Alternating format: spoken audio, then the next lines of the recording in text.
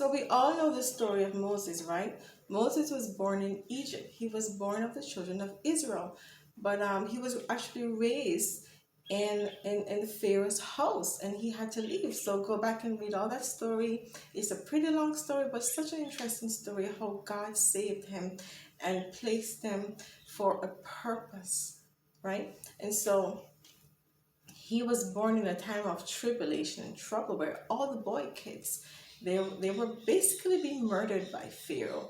And so his mother, being a brave woman, um, she placed him in a basket, and Pharaoh's daughter came and saw him, and she took him as her own and raised him as her own.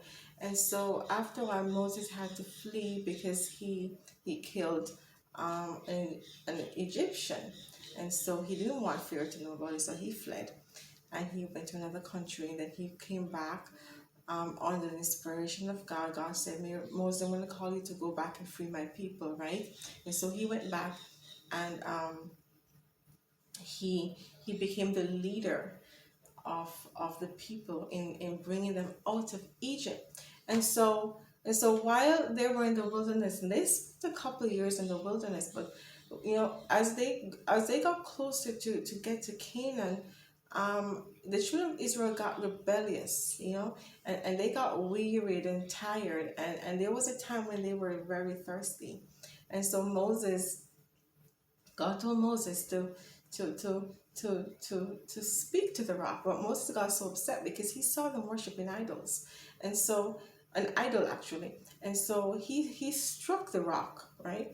And God basically used Moses as an example. And God said to Moses, because you did not obey me, um, I can't be a partial God. So because you did not obey me, you're not going to see the promised land. But I'm going to show that promised land to you. So you're going to go up to the mountain, and I'm going to show the promised land to you. But you're not going to be able to lead the children of Israel to that promised land, which was Canaan.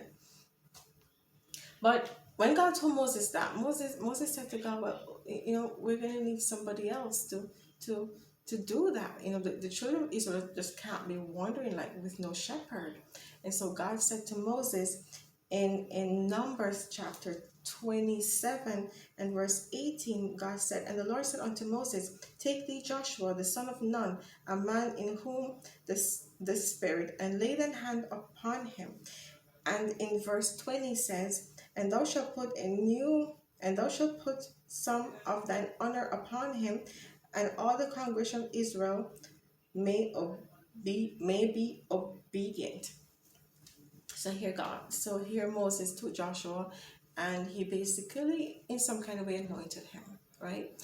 And so Joshua became the leader, and he was the one that led the children of Israel on their final journey to Canaan.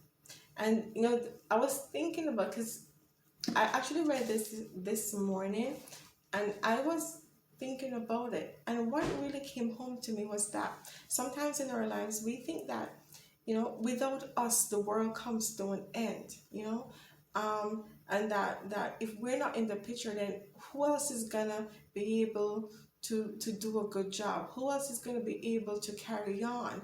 you know and God always have a provision. He always have a provision. Sometimes we're thinking like, oh, if I'm not around, how are my kids gonna manage? If I'm not around, how is this gonna happen? If I'm not around, how is this gonna happen? And we're forgetting that the world don't revolve around us. Yes, we have people that is dependent on us. The children of Israel, they depended on Moses quite a bit. He was a good leader. He was their leader. And but God had another plan. He had another plan for them, for someone else to be an effective leader, just like Moses. It is the same thing in our lives. God have another plan. He might have another plan if we're not in the picture, for someone else to play the same or even a better role than we are playing right now. And so sometimes we worry about the future. We worry about our health. We worry about, how we're going to manage How is the people around us going to manage? Not realizing that God have a plan. And so as we go through this week and this and today, let us remember that God have a plan. And so whatever circumstance that God is bringing our way, we could trust in the process, because at the end of the day, God have a plan. So if that circumstances means that he's going to remove us from that situation, we could rest assured that life will continue, because God have a plan to make sure that everything goes according to his will. And his will is a perfect will. So until next time, take care.